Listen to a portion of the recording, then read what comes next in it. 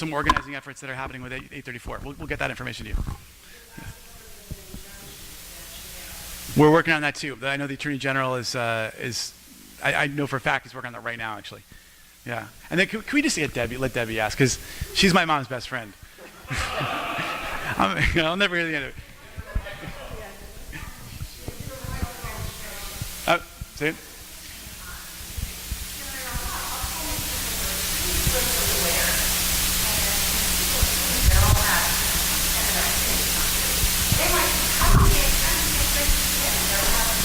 Yeah.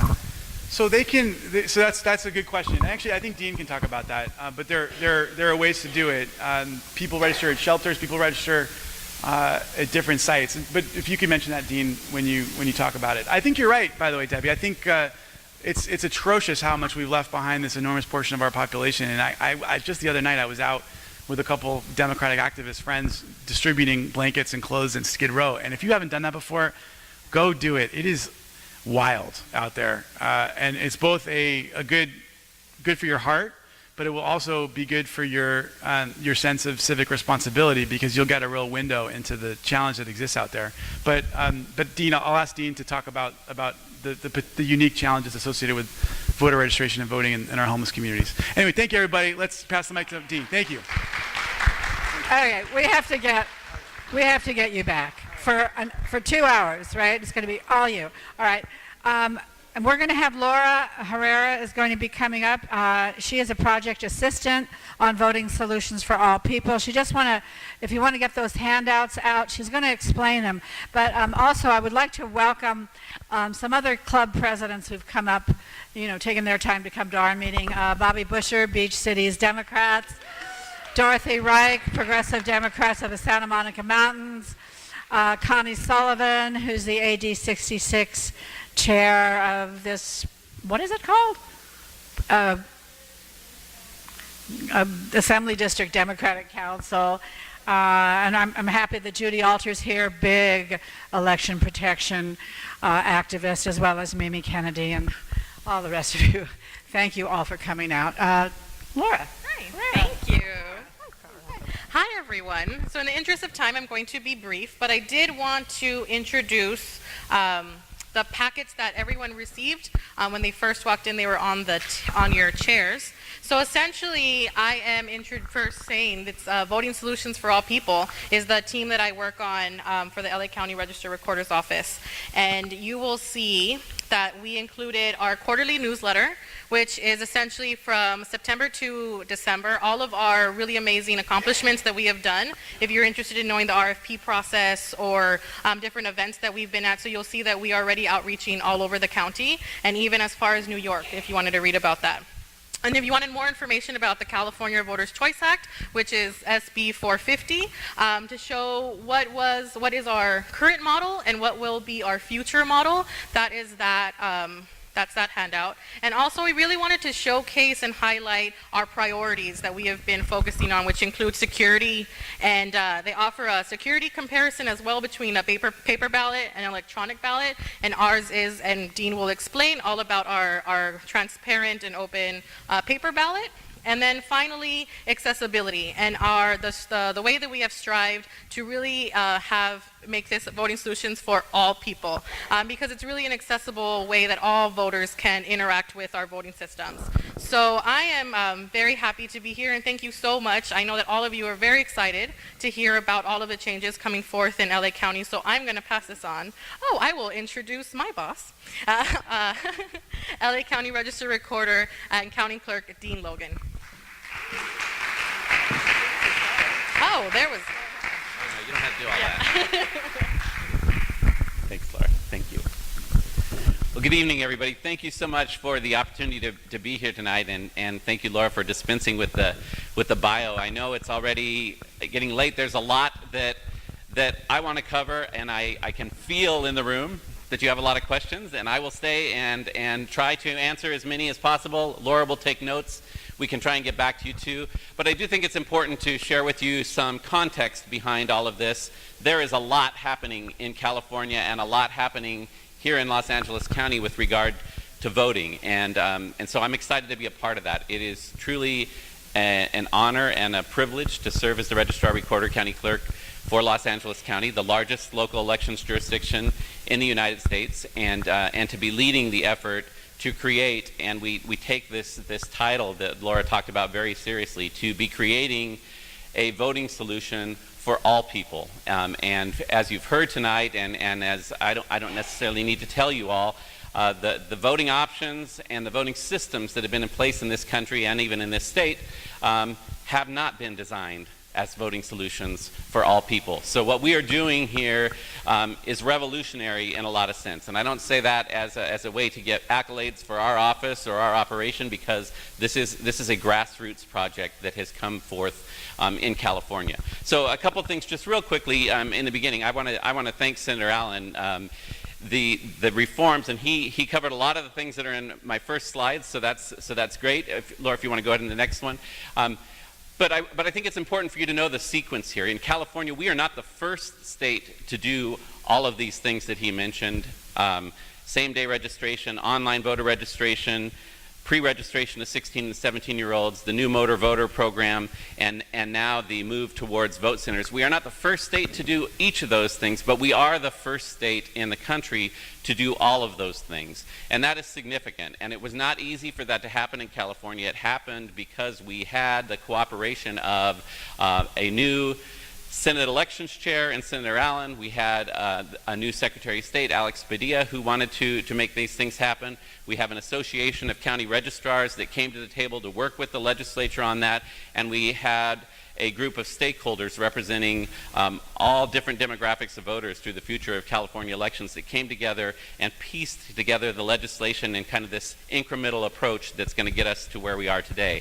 So I spent today, prior to coming here, at an all-day training with LA County on implicit bias and cultural competency.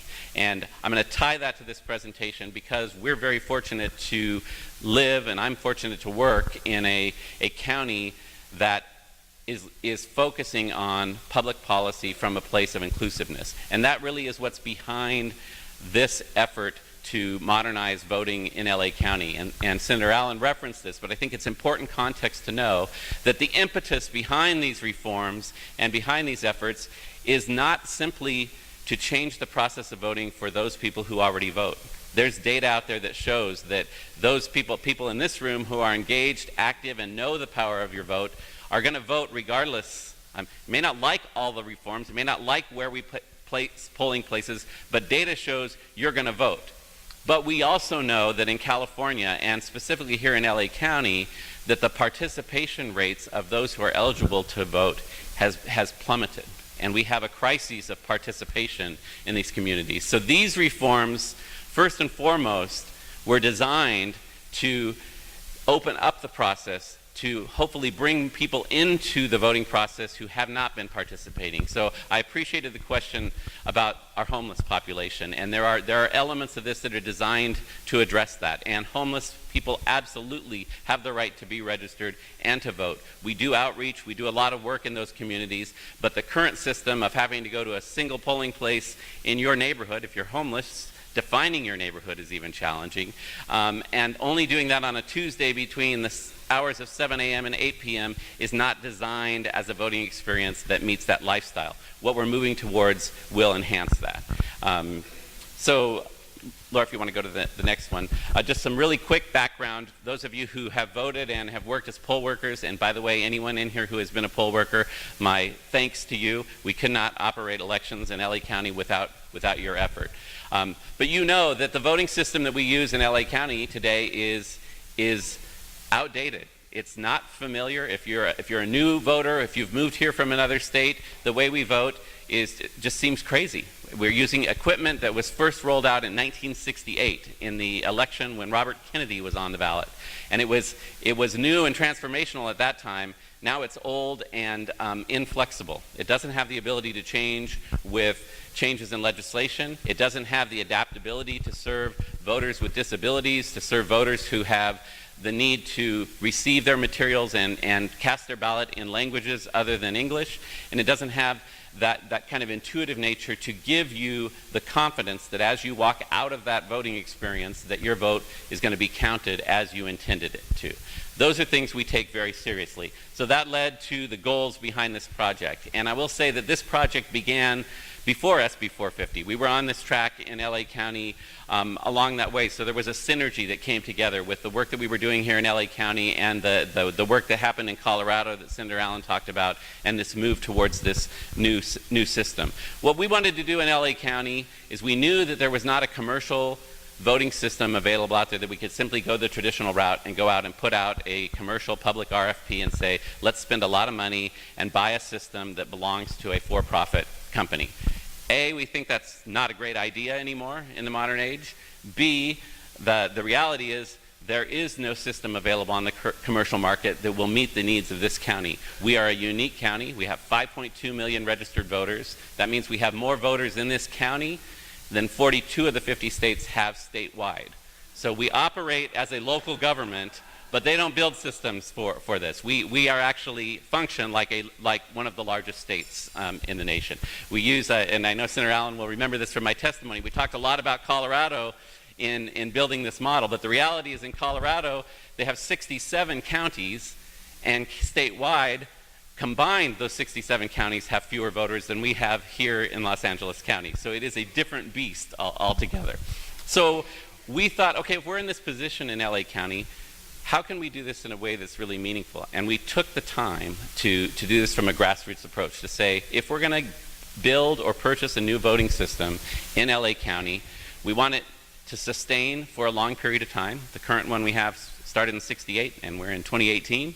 We'd like a system that can adapt to the changes in voter behavior, changes in demographics, changes in technology, and again, there wasn't anything available to do that. We also believe that it is of value to have a publicly owned voting system, a system that the equipment and the software and the maintenance of that system belongs to the public. Voting is the most public process that we have. And right now, the voting systems that are on the commercial market are proprietary systems. They're certified. There's a review of the software and the source code, but it's not publicly available, and it's used for profit. So all of that to say, these were the goals we put together. We wanted a publicly owned voting system. We wanted to spur innovation in the voting systems market. Right now, nationally, the voting system market is 3 or 4 for-profit companies. So even in the commercial market, it's a very limited group of people, which is dangerous.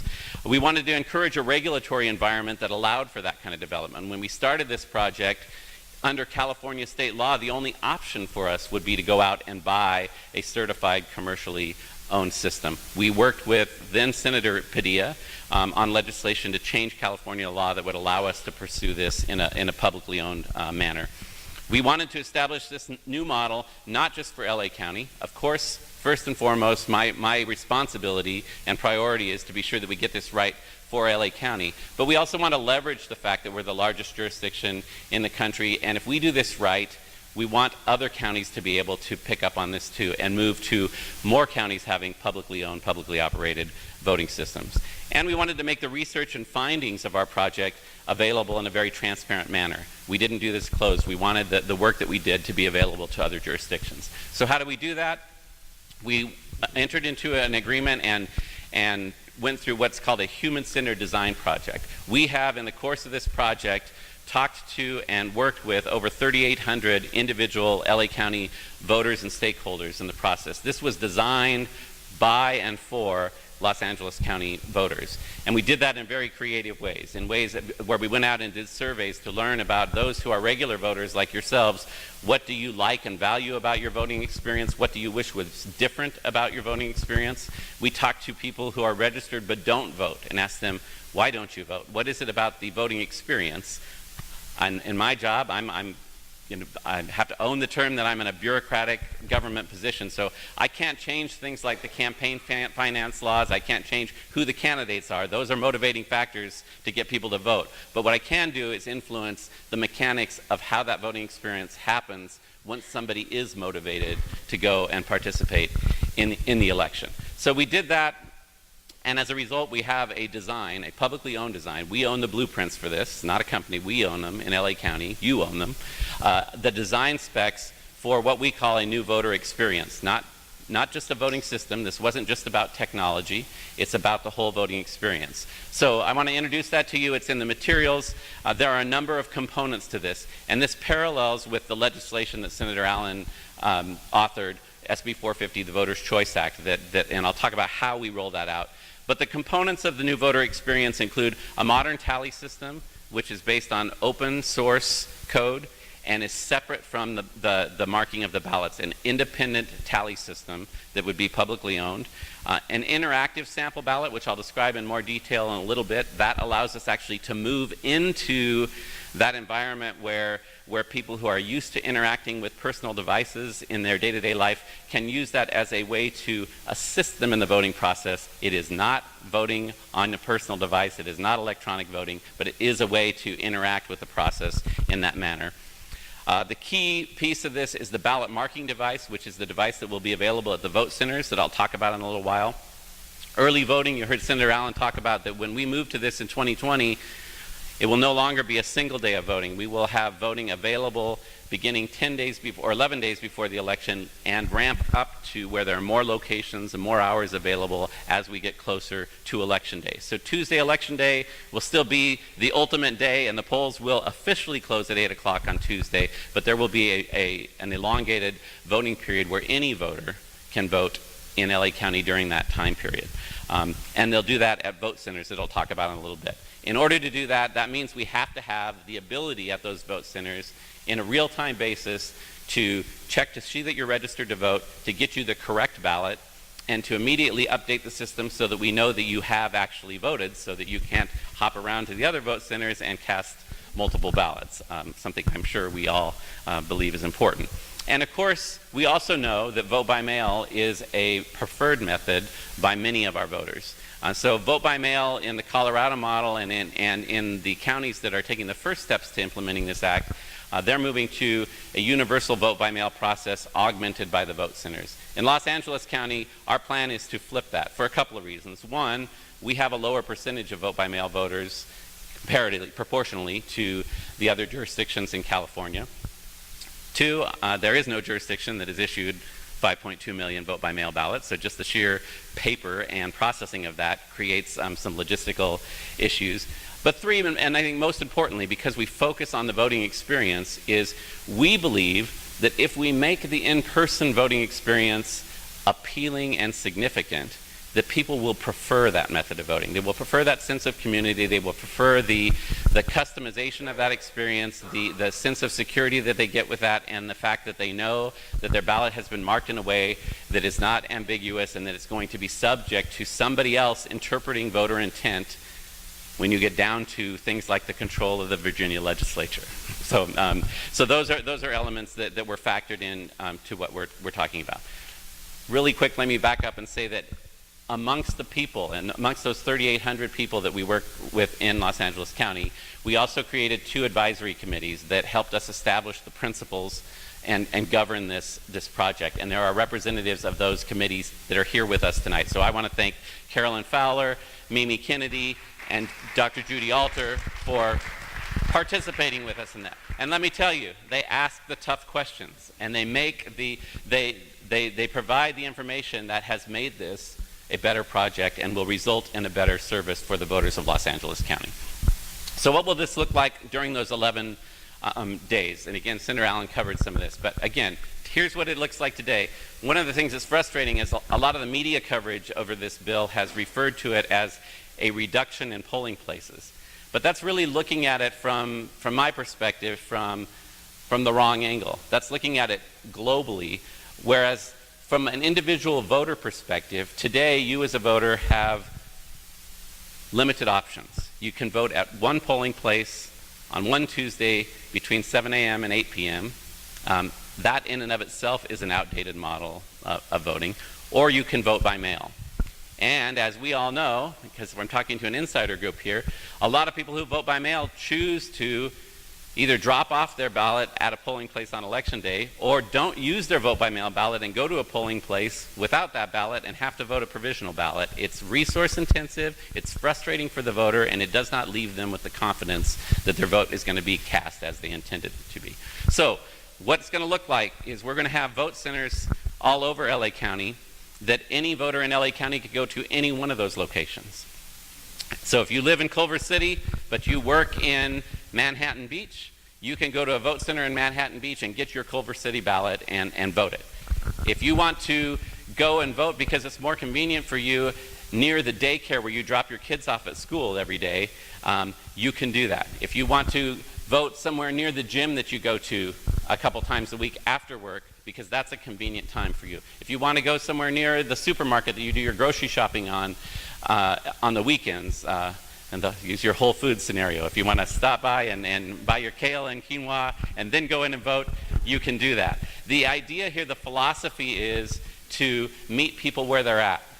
Today, we have a system where voters have to seek out the opportunity to vote. What we want to do is put voting in places where the population is. So when they're ready to vote, it's accessible and available to them, that they don't have to think twice, that they're out doing their grocery shopping and they see that flag and that vote here sign and say, hey, I could go cast my ballot right now, and I don't have to worry about what my schedule is going to be on Tuesday. In that vote center, they will use a piece of equipment that they can customize to their own needs. It will have the ballot available in any language that's required under federal and state law.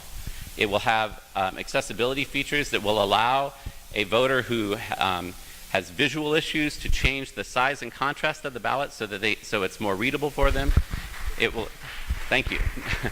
It will allow voters, and we've seen this because we pilot tested it, it will allow voters who don't have manual dexterity, who don't have the use of their hands, to literally mark a ballot independently and have that ballot go into a secure ballot box without having to have somebody else help them with that ballot, meaning that they don't have to give up their right to a secret ballot in order to vote privately and independently.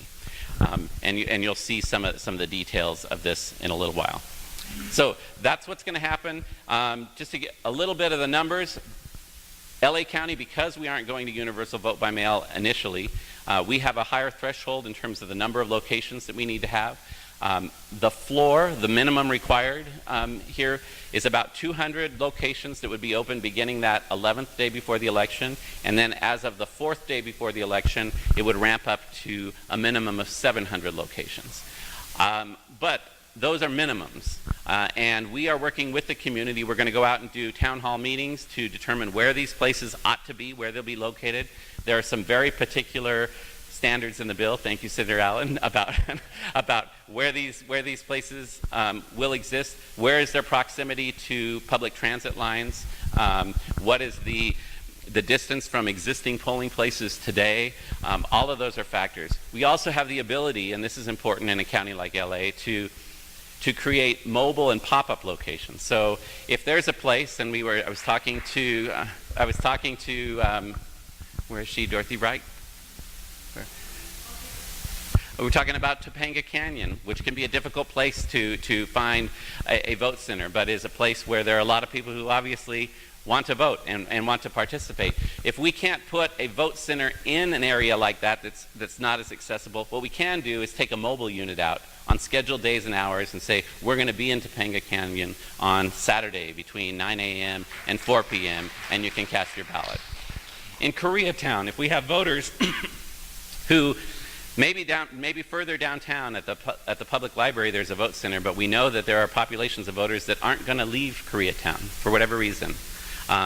We can bring a vote center into Koreatown on scheduled times and hours so they do have that opportunity to vote. So again, the idea here is to reach out and remove the barriers to those communities and those populations that have found it difficult or uncomfortable to vote in the current model.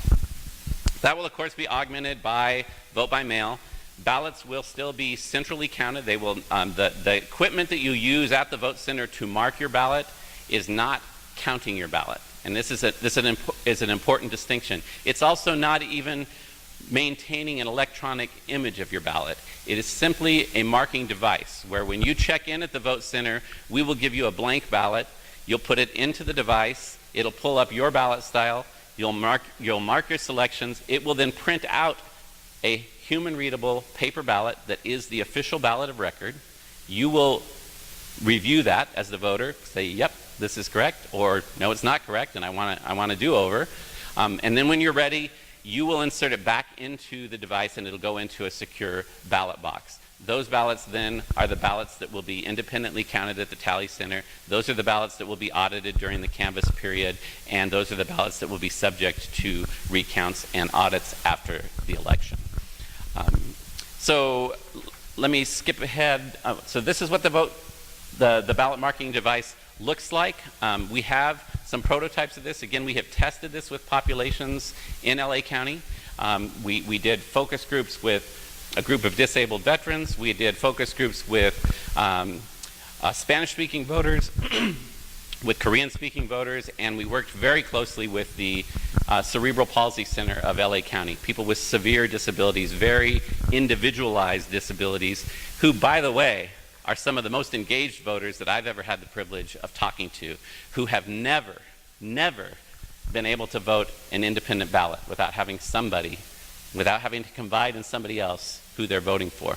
We took this prototype out to them, and probably one of without a question, one of the most significant moments in my career was watching a gentleman who, using a dowel that was attached to the bottom of his foot, used this device to cast or to mark and submit a ballot independently without any assistance from anybody else. That's a powerful moment.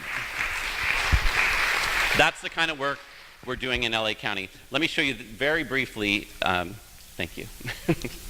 I get excited.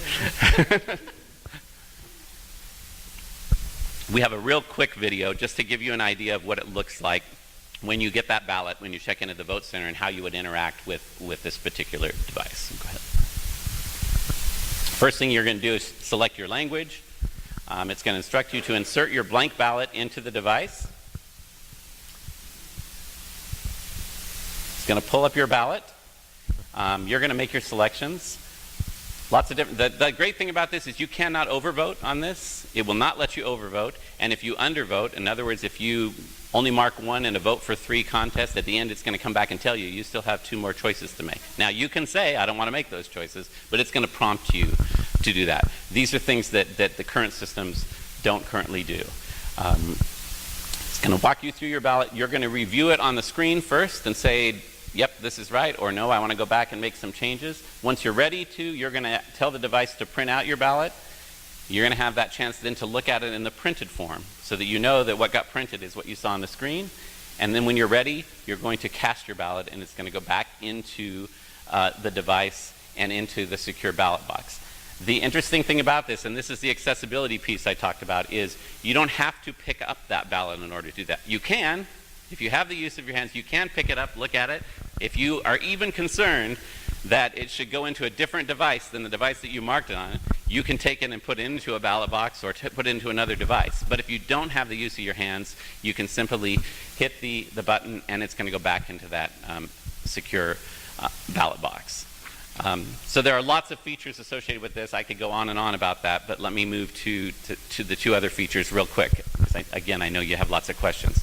The interactive sample ballot I mentioned, this is our recognition that one of the barriers to voting, especially amongst young voters, but it's not exclusive to young voters, is people are used to using their personal devices. I used GPS to get here tonight. I used GPS to tell me, where's the closest gas station when I waited too long to fill my tank. So people are used to that. It's part of their daily lives. So the feedback we heard loud and clear from voters, it's not that we want to vote, and I get asked this question all the time, when are we going to vote online?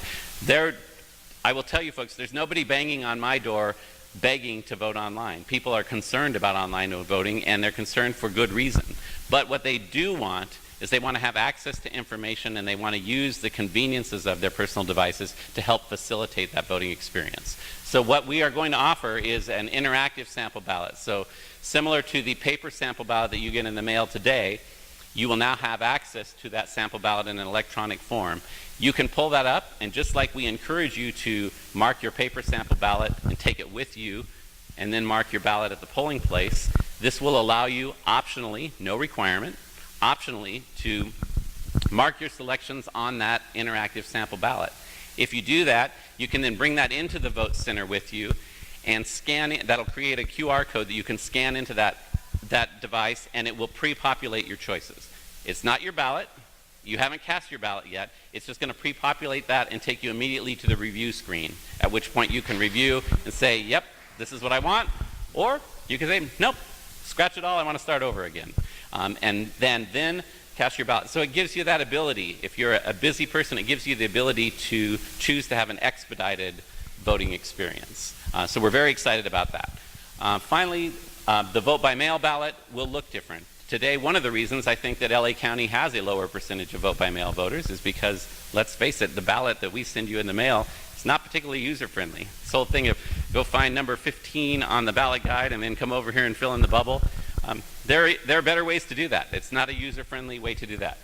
So the new system has a redesigned full-face optical scan ballot where you will see the names of the candidates on the ballot, and you will just fill in the oval, or actually it's a rectangle, next to that candidate's name and submit it in that form.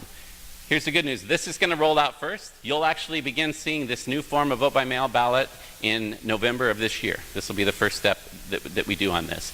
Then in 2019 and 2020, we'll begin rolling out the vote center model. This is a little bit of our project timeline. Again, most important for you to know is that we will have the new vote by mail ballot in November of 2018. The full implementation of this is on track. It's aggressive and it's ambitious, but is on track for the primary of 2020. So we will have the system up and running for 2020. Now the legislature made that a little more ambitious for us when they moved the primary from June to March, so we lost a couple of months there, but we're going to make up that time and be ready. But here's what we know about this, and I think I heard this in some of the questions already that were asked, is this was designed for voters. It was designed with voters in LA County. That doesn't mean that voters are going to anticipate this. If we don't do our job right to go out and do public education and outreach so that people know that it's a new system and that there are new opportunities, this is not going to achieve the results that we want to. So between now, it's presentations like this tonight, and we plan to, in 2019, hold a countywide mock election where people can go into these vote centers, try it out. We plan to open some in 2019 with demonstration units that we're just going to leave open until March of 2020. So people, again, when you're out shopping, we'll have people out there on the street. Instead of spinning the arrow to get you to file your taxes, we'll be saying, why don't you step inside? And we're not trying to sell you a timeshare, but we want to show you what the next generation of voting equipment is going to look like. So you'll be seeing a lot of visibility about that, and that's where your feedback could be really important to us. Places where we need to be and talking about this and demonstrating it, we want to do that. So our next steps, we have an RFP on the street right now. We will have a prime contractor selected by this spring to keep us on track for this. We're working hand in hand with the California Secretary of State on the certification process. We take security of this very seriously, so it's publicly owned. We own the code, but we don't want to, that doesn't mean you should trust us either. We want to bring in experts. We want to actually bring in professional hackers and have them kick the tires on this and see how it works. And we want to be able to give people the confidence in LA County that we have done those things. And so that is on track as well. So while that's going on, there's a slew of other election bills that are floating through Sacramento in these early days of the new legislative session. There's a federal bill out right now to try and address the concerns about hacking at the federal level. And by the way, that federal bill, which is a bipartisan bill, will actually memorialize paper-based ballots and audits nationwide. And we in California and in LA County, I believe, can take at least a little piece of credit for that because of the work that we've done and the research that we've done on that. So it's a very exciting time period. It's a lot of change in a short period of time, but it's necessary, right? We have a crisis of participation. We need to make voting relevant. We need to put it out there and make it available for the people. The voting process doesn't belong to LA County. It doesn't belong to the registrar, recorder, county clerk. It belongs to the voting public of LA County, and we need to be sure that people recognize the power that comes with that and the significance of their vote. So I could go on and on about this all night. This is what I do day in and day out. But I know you have questions, so let's go ahead and move into questions. So you say that, is a code already developed or is going to be developed? Different elements of it. So the parameters, the blueprints of the user experience are defined. The functional design is... The functional design is there, but the code will have to be written and it will have to be tested. And it's requirement of the in our RFP that's non-proprietary and open source code. It is open source, but you haven't chosen the operating system yet or anything like that. It's just you say it's going to be open source. Correct, because we have put that in the RFP, so they have to come back to us with a plan for that, and then that'll be evaluated during the RFP process. One last, actually, one question and roll into one other. There's plenty of people that want to answer questions. In the documents, it said that they're not going to be connected to the internet or the network, a network at all. That's correct. How is the code going to be put on the devices? So the question was and correct me if I'm wrong if I miss a piece of it, is that there is a legal requirement that these devices cannot be connected in any way to the internet, and that is correct. That's a legal requirement for voting systems. But code has to be put onto these devices. So we do have to load the ballot styles and the code that operates the equipment. That will be done at our office. We'll be responsible for that. That will be tested and documented. There will be a chain of custody for the devices, and there will be a record of essentially like a hash test that can document that nothing has been changed on the system from the time it left our location.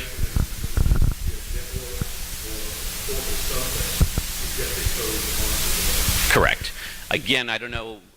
On the current system, we use like a digiport system that loads multiple units at one time. I assume it'll be similar to that, but that's also subject to the responses to the RFP. A couple of questions. Can you explain the chain of custody for the voting centers for 10 to 11 days?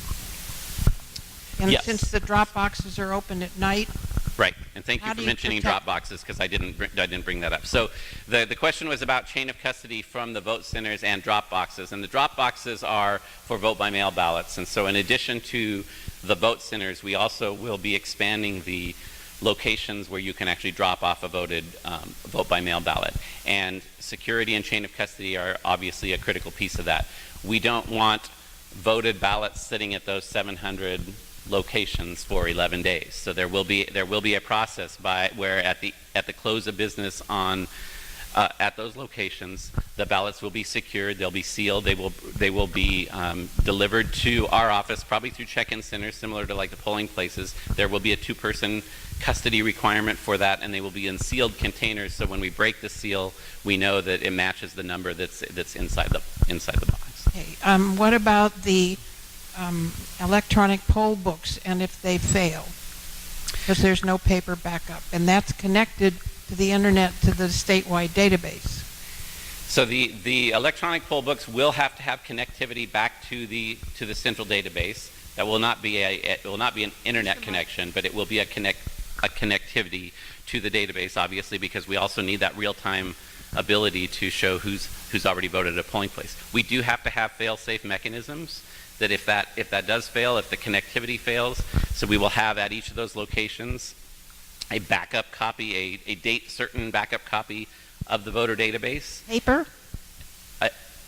No, I mean, no, we're not going to have a copy of 5.2 million voter records at every location, but we will have a standalone electronic copy of the voter file at each location, and then that will obviously be date certain. So if we have a voter who is registering on site, then that ballot will have to be held like a provisional ballot until we can have the verification in place. What about all the ballot harvesting where anybody can bring in any number of absentee ballots and put Right. them in at night?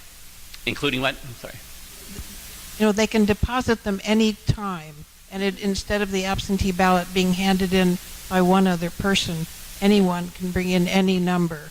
And that's a big concern for all of us. So I'm going to try to address that from the operational standpoint. Ultimately, that's a legislative. I'm going to try and address that from an operational standpoint. Ultimately, that's a legislative issue. You are correct that right now, under California election law, anybody can turn in anybody else's vote by mail ballot. Couple things to know about that. One is the vote by mail ballot still has to go through signature verification before it's counted, so that security remains. You're right that anybody can bring in. There's not a limitation on the number of ballots that you can bring in, and there's not a limitation on the time that you can bring that in. I will say, just from the observation as an election administrator, that while there have previously been restrictions on that, they were completely unenforceable. We don't know who's dropping a ballot into a ballot box, even if they take it to a post office. We don't know who's putting that into the ballot box. And the other thing, and this came up in a recent assembly district vacancy election, there were concerns about this because campaigns were allegedly going door to door and saying, look, if you have your ballot ready, I can take it for you.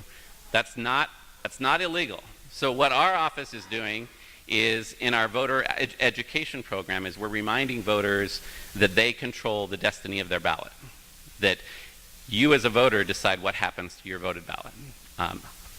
I personally would not give my voted ballot. That would only put my voted ballot in two places, either a mailbox or a ballot box. And I may not even put it in a mailbox. I would just put it in a ballot box. So that's what we recommend. But the other thing I want to remind you about is, while it may not, what is still illegal is coercion and manipulation. And so if there's evidence of that, that is enforceable. So if people are stealing ballots, or if they're trying to coerce people to mark ballots in a certain way, those are illegal activities, and those are taken very seriously. Yes.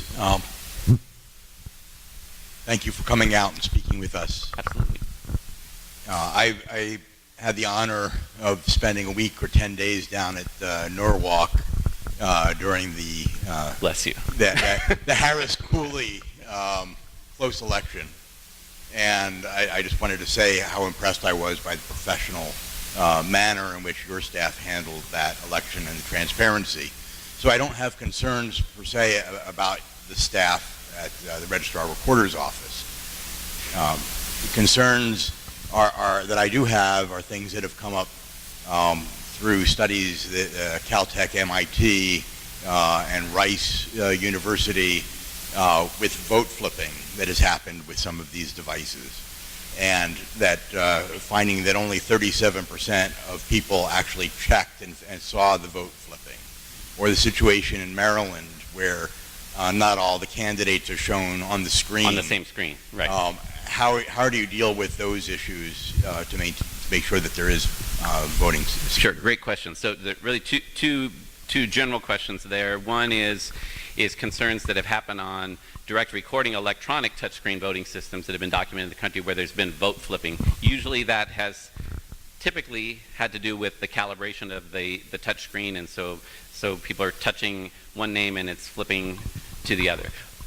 The distinction I would make here is this is a touchscreen interface, but your ballot, it's not a voter verifiable paper audit trail where after the fact you're looking to see, is it reading my electronic ballot correctly? This is actually producing a human readable paper ballot, and you look at that before it goes into the ballot box. So I do think that you will see a higher rate of verification on that, because people will be able to see that. It's also, by the way, the ballot that comes out of this device is what we call a selections only ballot. So it's going to show who you did vote for. It's not going to put a bunch of text on there listing all the people you didn't vote for. So it's going to be a pretty clear picture where you can look at it and say, okay, guessing in this group, Ben Allen. Yep, there he is. That type of thing. So I think it is different in that respect. Your second question was about how the ballot is presented on the touchscreen. And so if you have a contest that has multiple candidates, are they all going to show up at the same time? And there are standards for that that I could follow up with you later on the design of this to make sure that if a contest has so many candidates that they don't fit on the display, that it breaks midway through a candidate, so it's visually, you can tell that you're not seeing the entire list. And again, at the end, it's going to review that for you, and it's going to come back and tell you if you have remaining choices, or if you think, wait a second, I didn't see so-and-so's name, you can go back and look at that. If I had the demo unit, I could display that better than I just articulated that, but those concerns have been taken into consideration. Before I go to the next question, does anybody have a question specifically for Senator Allen, because I know he has to leave? Mimi? But 1 minute, 30 seconds.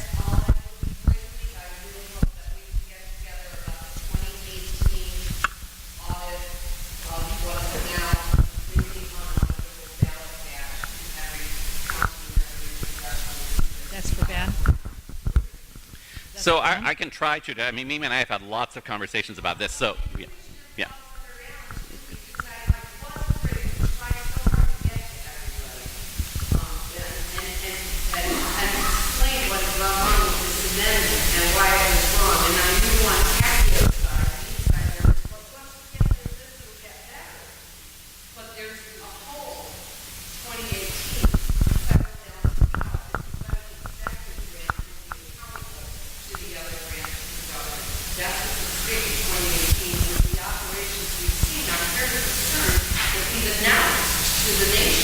There will be an unaudited batch of California ballots. It's been growing historically. It can shift the margin of winning loss, and nobody's going to look at it after it's So let me just put one thing into context on that. And again, I know that this doesn't satisfy your concern, so I'll say that up front. But I would slightly disagree with the characterization that this is unaudited, because there are legal requirements that the same tabulation equipment that counted the first ballots is used for those ballots, and it has to be tested each time before you add new ballots and after you've counted more ballots to go back and check that programming. So there is a verification that software has not changed in any way from the original time.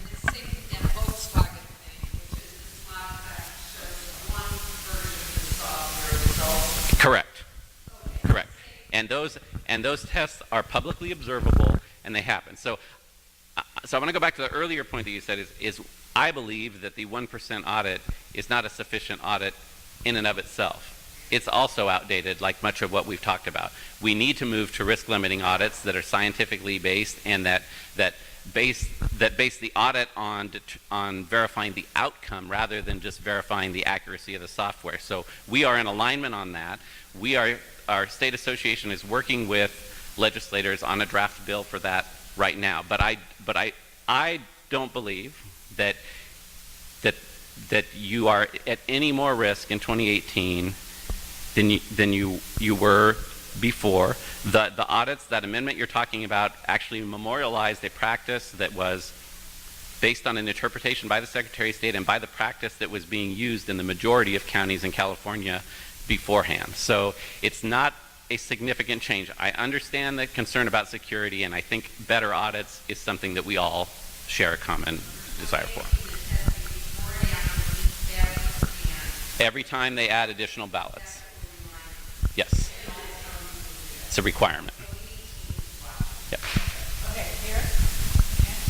Hi. Thank you. I think I've heard you mention education only 2 times in your talk. I'm a former teacher. Growing up in New York, I started going with my father to vote at a very, very early age. We talked about politics all through growing up. I would talk about politics. I would talk about voting when it was voting time with my students at middle school. None of them knew anything about voting. Most of their parents didn't vote. I was probably not even supposed to be talking about it in the classroom. And so unless we get some civic classes going and we emphasize how important voting is, a lot of this is moot because you're not going to get people into the voting. Yeah, I think education and civics education in particular is is critical, and certainly election administrators have advocated for that for a long time. There has been some movement in California they have reintroduced elections into the civics education program in the state. They have established 2 weeks each year that are high school voter registration and education weeks, and so we have a heavy presence in the high schools. High schools is probably not too late, but we probably should be doing it at the elementary level, junior high level, and the high school to carry it forward. But yeah, I think you're right. I mean, I think none of this, and I say this all the time, that the time, place, and equipment that we use for voting will not on its own change the participation rate. That's going to happen through an intrinsic value where people believe that the power of their vote is going to make a difference in society. And that's a shared responsibility. That's not just elections administration, that's public education, that's public finance. All those things have to go into that kind of change. What we want to make sure is that when those things shift in the right direction, that we have a system that will live up to the significance of that vote.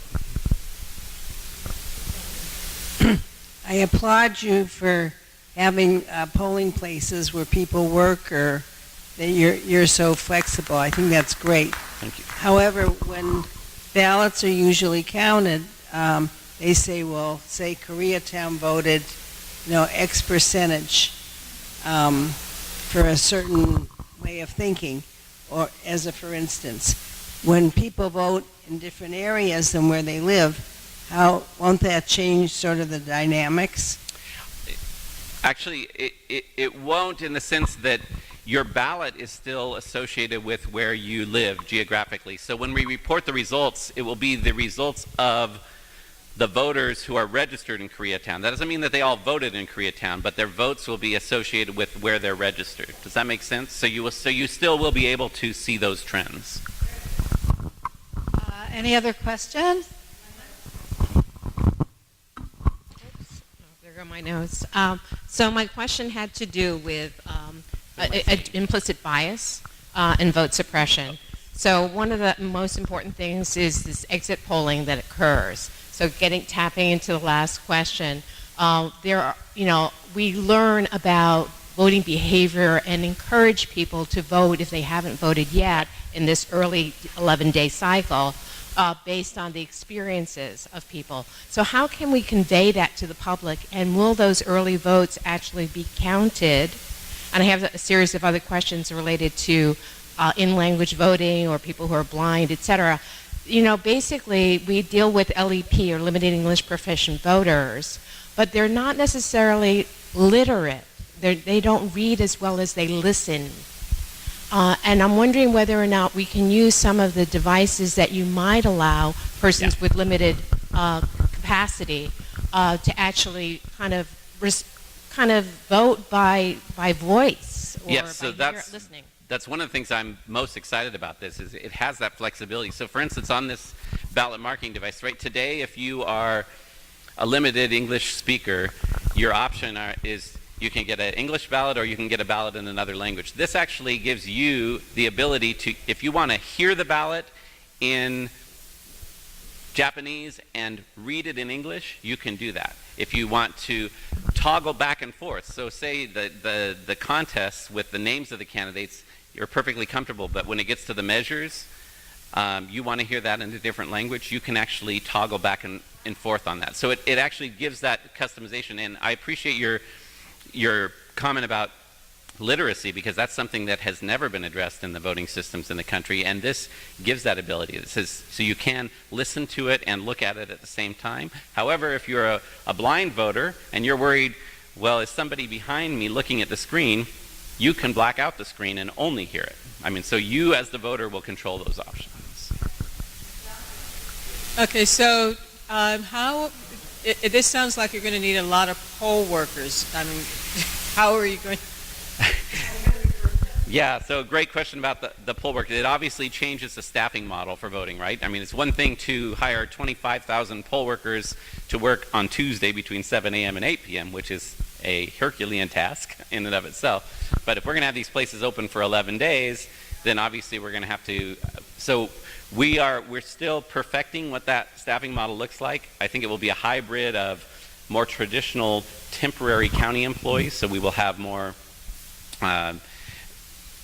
which also gives us a different level of supervision of those people too, to be the managers of those vote centers, but then we will use community, more akin to community poll workers, to come in and work shifts to do the check-in of the voters and that type of thing. But it will be resource intensive, there's no question. One more question, Kelly, and that's it. One word, postage.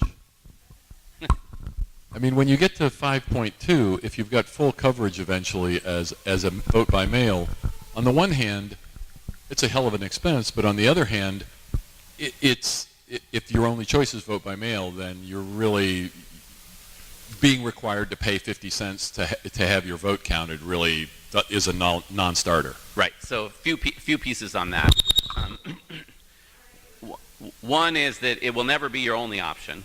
It will never be your only option. Two, that is the philosophy behind the ballot drop-off locations is to say that we don't want people to feel like they have to pay for postage. And quite frankly, and I can say this now because the senator's gone, that really comes down to that the legislature has not wanted to appropriate the money for return postage. We as election administrators would love it if we had return postage on all the ballots, but you know, we're balancing that against other needs in the state budget. So the alternative to that was to have the drop-off location, so you aren't relying on the postage. Okay. One final question, and then The lady behind me asked a question about poll workers, etc. As a property owner and a taxpayer to the county, you have X amount of dollars in your budget to run this election. How do you possibly provide to finance 700 or 1,000 locations over 11 days on the existing budget? Well, it won't be on the existing budget. I mean, obviously, it's a totally different model. But you also are talking about today, we pay a staff of people to recruit all of those poll workers and to find 5,000 individual polling locations that operate on Tuesday. So some of those resources will shift. Some of these reforms that we've already done on voter registration, quite frankly, with the new automated voter registration and the same-day registration, we will not have the same level of need for people to actually just be keying in voter registration. So there's going to be some off shifts to that.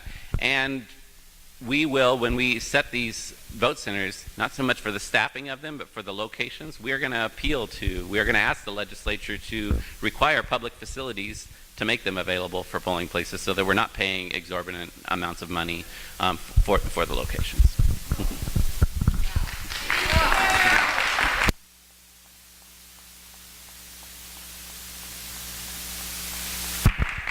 Well, thank you so much, Dean Logan.